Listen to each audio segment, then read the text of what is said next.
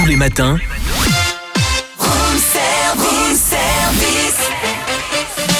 démarrez la journée avec Room Service, votre cocktail survitaminé, servi par Cynthia et Charlie. Allez, ce matin, nous accueillons Julien Clerc, bonjour.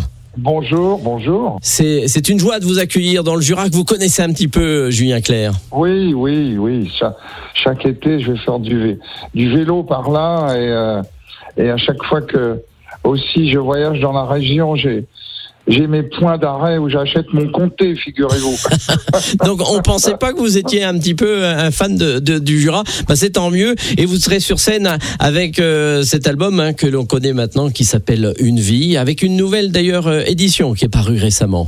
Oui, on a mis quelques maquettes piano-voix. J'aime bien que les gens qui aiment mon travail voient d'où ça part. C'est-à-dire ce que je donne en fait aux réalisateurs, aux arrangeurs. C'est ce qui sort tout juste de mon piano, si vous voulez. Et c'est ça que je fais. Ouais, c'est la base. Oui, c'est la base. C'est la base de travail, bien sûr. Alors c'est vrai que Julien Clerc, vous êtes le plus grand mélodiste qui existe et toutes vos chansons ont des mélodies, mais d'où sortent ces mélodies ?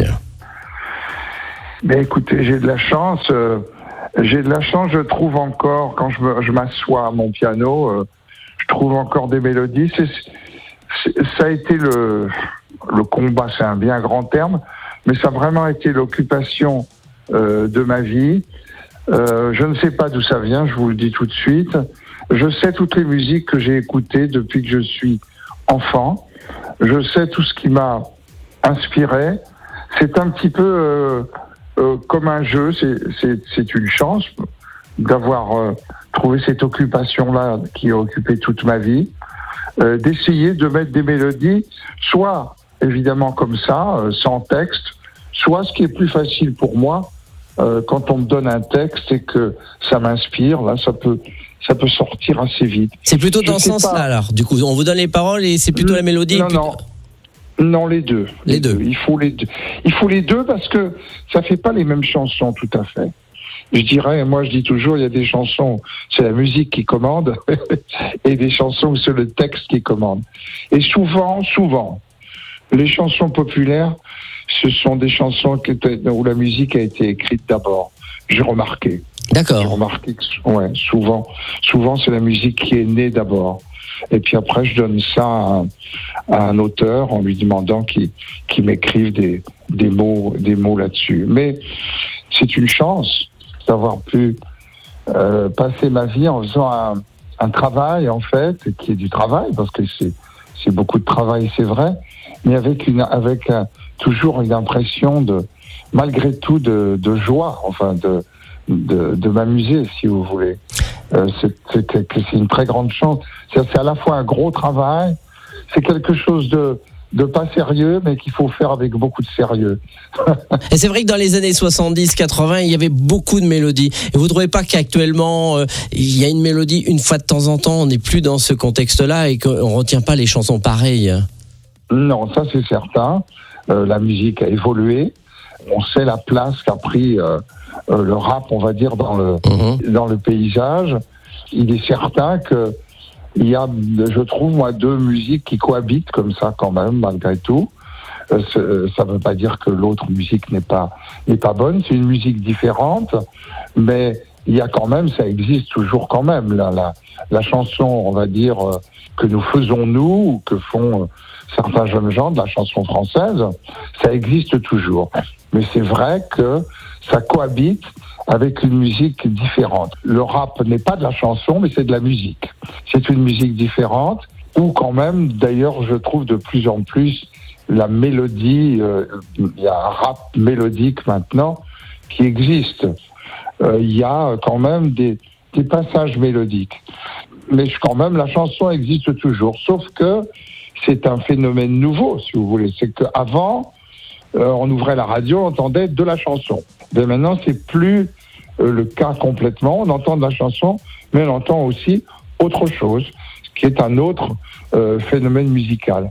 Ce qui ne veut pas dire d'ailleurs, quand on est quelqu'un comme moi qui a les oreilles grandes ouvertes et qui toute ma vie écouté des musiques différentes, ça appelle quand même mon oreille quand j'entends ça. J'écoute et d'une certaine façon, ça m'inspire parce que toutes les musiques, quand elles sont bonnes, même si elles sont différentes, c'est quand même de la musique, vous voyez. Vous parcourez depuis 50 ans les scènes et la scène française, et c'est vrai qu'on a tous un petit quelque chose de Julien Clerc en nous, quelque part. Oui, j'ai de la chance parce que, ayant toute ma vie quand même, je représente quand même une partie de la France. Oui. Parce que toute ma vie, ça a quand même été d'essayer de mettre des mélodies sur des mots français bien écrits, quoi. Voilà. Oui, mais ensuite, il faut quand même traverser le temps, donc c'est pas toujours évident. Oui, c'est vrai, mais bon, j'ai jamais tellement réfléchi à ça. D'abord parce que j'ai eu la chance de faire une musique qui n'était pas marquée par son temps. J'ai la chance de faire une musique assez intemporelle, en fait. Et puis, je me répète, d'être toujours à l'affût quand même de ce qui se passe autour de moi, musicalement, et d'avoir travaillé aussi avec des auteurs différents, c'est-à-dire de n'avoir été que compositeur. Au début, ça me faisait râler de n'écrire que les musiques. Je me disais, oh là là, ce serait plus simple si j'écrivais tout. Mais finalement, non. De n'avoir écrit que les musiques, ça m'a obligé à être à la recherche d'auteurs nouveaux, toujours.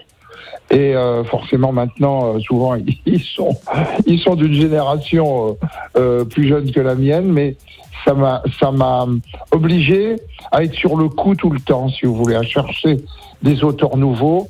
Donc, des gens qui écrivaient le français à leur façon, différente. Moi, je pense qu'aujourd'hui, quelqu'un comme Gaëtan Roussel, il n'écrit pas le français tout à fait de la même façon que l'écrivait Dabadi, par exemple. Et pourtant, c'est un très très bon auteur aussi, quoi, ce que je veux dire. Donc, je disais, vous traversez le temps, et physiquement, vous traversez le temps, parce que vous allez fêter l'année prochaine vos 80 ans, pas cette année, mais l'année prochaine, vous traversez, bon, c'est peut-être pas bien de vous le redire, il faut le préciser, mais c'est vrai que ce physique est toujours là, et je crois que vous avez été sur scène avec tous les jeunes, les Enfoirés, vous y étiez encore pour cette nouvelle édition. Ah oui, bien sûr. Et c'est un plaisir peut-être d'être mélangé justement avec ces nouvelles générations, ces jeunes qui vous prennent quand même peut-être pour un dieu.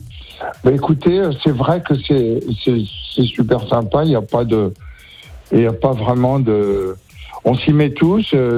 Depuis 2-3 ans en plus, ils n'ont qu'une idée en tête, c'est de nous faire danser. Ah bon? Donc on s'y met tous. C'est très rigolo. Non, franchement, c'est une chance de pouvoir participer à ça aux Enfoirés, qui est une bonne action en même temps. Donc ça, je suis très reconnaissant aux organisateurs de me faire confiance. Et vous vous rendez compte de la place et de la trace que vous allez laisser dans la chanson française? Oh, j'y pense pas trop, franchement.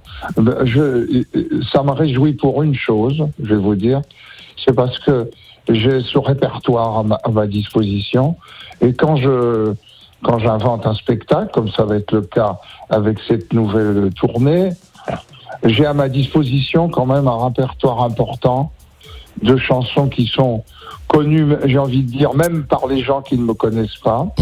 Et donc, c'est un petit peu le sens de ce spectacle qui va s'appeler Une vie, comme l'album, qui est que, franchement, même si c'est quelqu'un qui connaît pas mon travail, s'il vient voir le spectacle, il faut bien chercher pour trouver une chanson qu'on connaît pas.